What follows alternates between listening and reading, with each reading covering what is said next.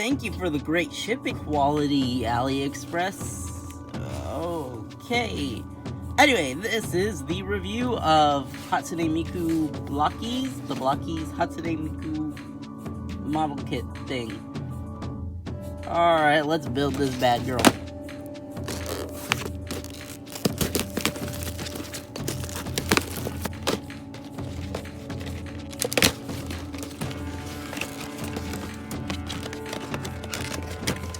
Moment of truth. Huh. Little dryer bag. Neat. Starting off, we have quite the bit of stuff, so let's get this thing cracking.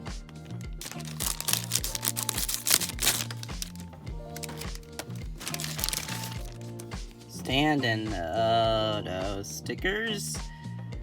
Ooh. Oh, water slide decals. Well, if you're a person who does water slide decals, I'm sure you'll be thrilled.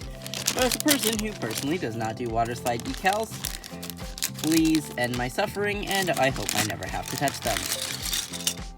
Dang, that is a lot of musical parts. Wow, hey, there's an extra. Oh, that's where the water slide decals go. Ever wanted to see an eyeless Miku with blush? Now you have. Cower in fear, cowards. And is that an extra butt? What? Well, these are things that I will not be using. Oh, I feel wrong. Okay. Alright, this is indeed her butt. These are her panties, it looks like. Neato. Okay, let's actually make the figure. Luckily, despite the package being a little messed up, the parts are in perfect condition, so let's crack open these instructions.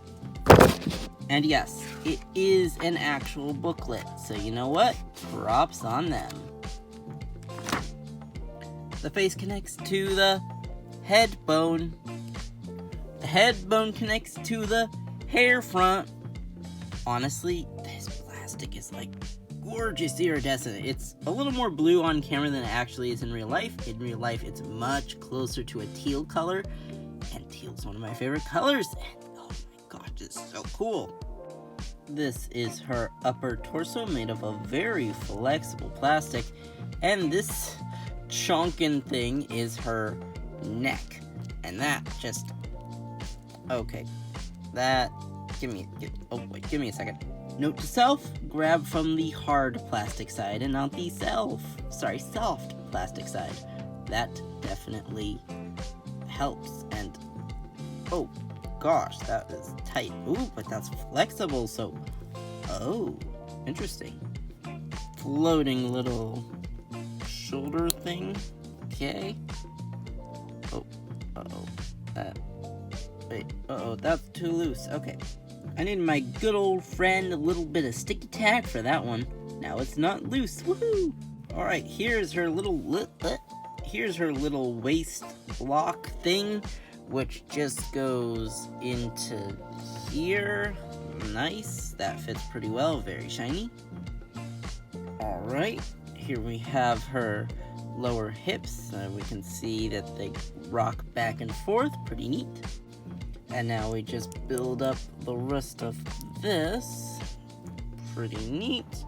And then we attach the skirt. Okay. That looks about right. There we go. So now let's get the legs. Take one leg and pop that in.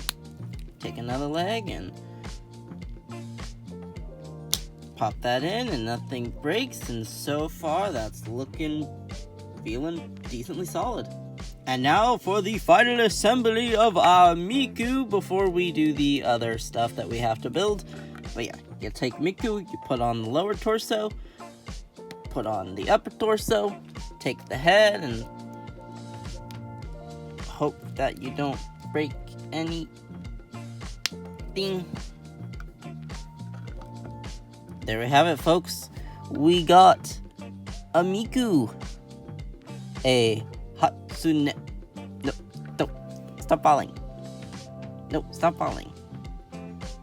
Come on. a Hatsune Miku. Whee! Stando power! Microphone stand! The keyboard is very nice, however there's a bit of silver paint on the bottom, quite unfortunate. So ignoring the extra blank faceplates and the extra ball joint, this is everything that she comes with, and the water slide decals. Yeah, she comes with a fair bit, and I got her for $26 and a few more cents. That included shipping. What a great figure for a fantastic price and just a great overall model kit. I mean, she looks awesome. Blokees really knocked it out of the park, as they do with everything they've been doing, especially in Transformers and the new Pokemon. Like, honestly, I am hyper impressed and hope they continue with the line. And she's definitely a bit bigger. Yeah, she's gonna scale much better with your Marvel Legends compared to your average Miku figure. As you can see, she's a little taller. Now, this doesn't mean that she doesn't fit in with your import scale. Here she is next to Mina Ashida. Come on, you can stand up. I know you can stand up. There we go.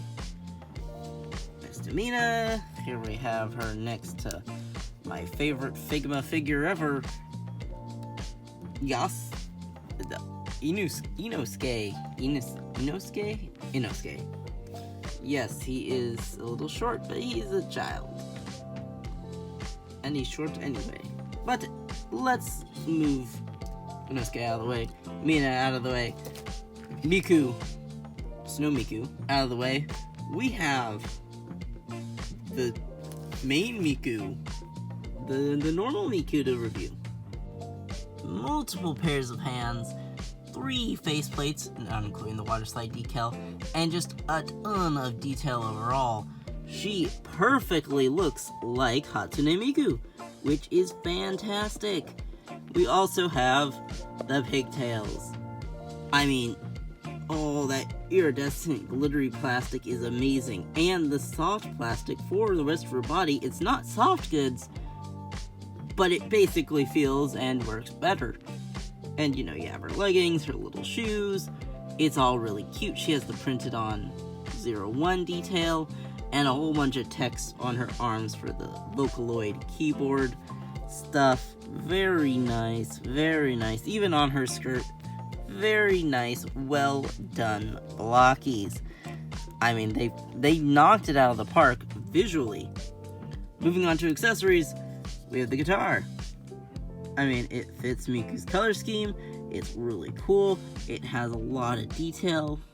You have that little O symbol, 6 thing, and the string, out of focus, sorry. Strings look pretty decent, just because of how they did this. Though they also have dots, which interesting. Is this a braille thing, or is it a bit thing, like a 001, 1, 2 thing? I don't know. Back is just plain. This is 4 pieces when you include the flexible strap, which does in fact rotate around.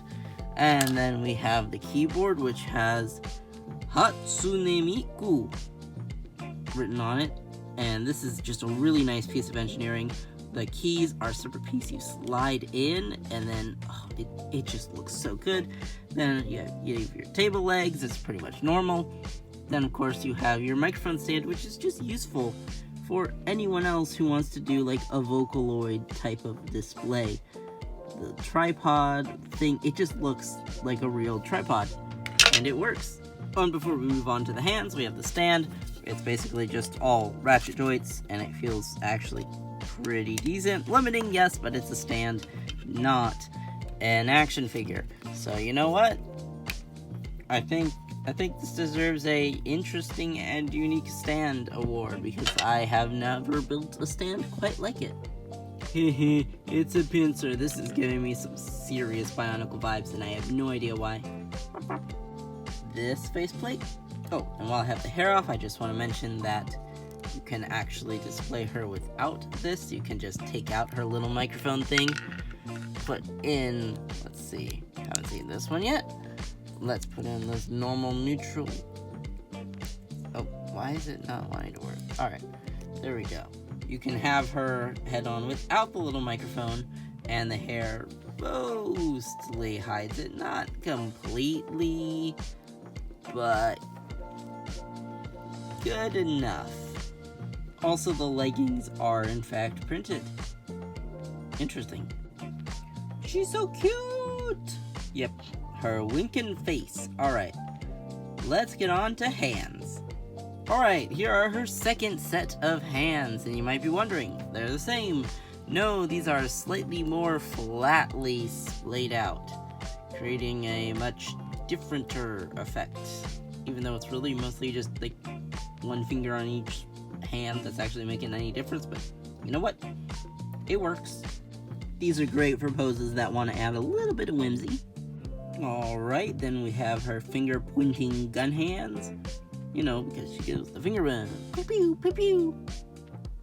Two holding hands, but these ones are different than the other set. You have the bigger one on the left with the finger grip, and the smaller one on the right with the grip.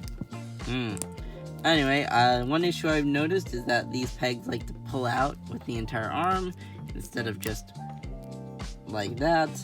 Very unfortunate, but it allows us to see that this is indeed entirely plastic, so that's nice. And then, of course, the other Miku holding hands for the good. The one, the only, Beak. Boink. Right, let's get into articulation. Starting off with the head. The head is on a dual ball joint, aka a dumbbell joint, so it can move all the way around. Her hairs are on a swivel hinge, so that can go the full 360, and the individual hairs are on a swivel. You know, Jobby loves those swivels. The arms are on a ball joint that pegs into the shoulder, giving just a shoulder shoulder joint with a hinge. Then the arms are on a single hinge joint, but they can rotate a little like this, but also rotate at the bicep because there's a bicep swivel. Then, of course, the hands are on a standard hinge swivel peg thing. And then same on the other arm. Torso back that far. Well, actually, no, it's back that far. Forward. Oh, I disconnected it. Forward here. And then side, swivel around. It's on a dumbbell joint. And then you have a hinge joint in the waist. So that kind of just works like this. And then you have ball joints at the hips, allowing for a pretty perfect spread. And then you have single joint at the knee. Then you have a down, up hinge joint at the toe, and that can swivel around. Very, very nice. And there you have it for her articulation. Let's see, is she stable? Kinda. Those hair pigtails are indeed very, very heavy. Come on. Nice. And here she is next to some other Blokees kits. Very fun. Very cool. I will say the other Blokees kits have much more solid feeling joints compared to Hatsune Miku, but that might just be because these are smaller. Yeah, they're smaller. Interesting. But overall, she's really good. $30, more or less, for most people, for a figure that is bigger than a Figma, even though, you know, she probably should be in the same scale as Figma, but, you know, who cares? For a basically bigger than Figma model kit with tons of articulation, good sculpting, flexible plastic, and let's not forget multiple faces plus water slide decals. This is pretty much everything you could want out of a model kit. While she is a little tall for a import scale figure, overall it's not that much of a scale difference. And I mean, she's literally a Vocaloid. She's made to give a performance on stage. Wouldn't it make sense if you have a large stage for the holographic Vocaloid to be much larger so that more people can see her from afar? Yeah, I don't know her actual canon height, but let's just say this Blokees version is a taller version. That is everything the Blokees Miku comes with. I'll get on to... Oh no, she fell! I'll get on to the poses in a second. But yeah, just one last look at this really awesome model kit slash action figure. A lot of fun to build her because it's so simple, you don't have to cut anything out. And I honestly love these sort of pre-built model kits because the worst part of building a model kit, in my opinion, is cutting everything out. I mean, imagine if you had to build a Lego set except you had to cut everything out. Yeah, for those non-model kit builders, that's what building a model kit is like. However, really cool figure, lots of fun. I still love model kits. I build a ton of them. Let me show you. I have, you know, just ground Gundam or ground Jim right here, and obviously some older ones like the Dom 2, the Rick Dom 2. So, you know, I love Gundam, I love model kits, and I love action figures, and I think I love Blokees now too. Don't stop following Miku. No! Anyway, please like and subscribe. Bye!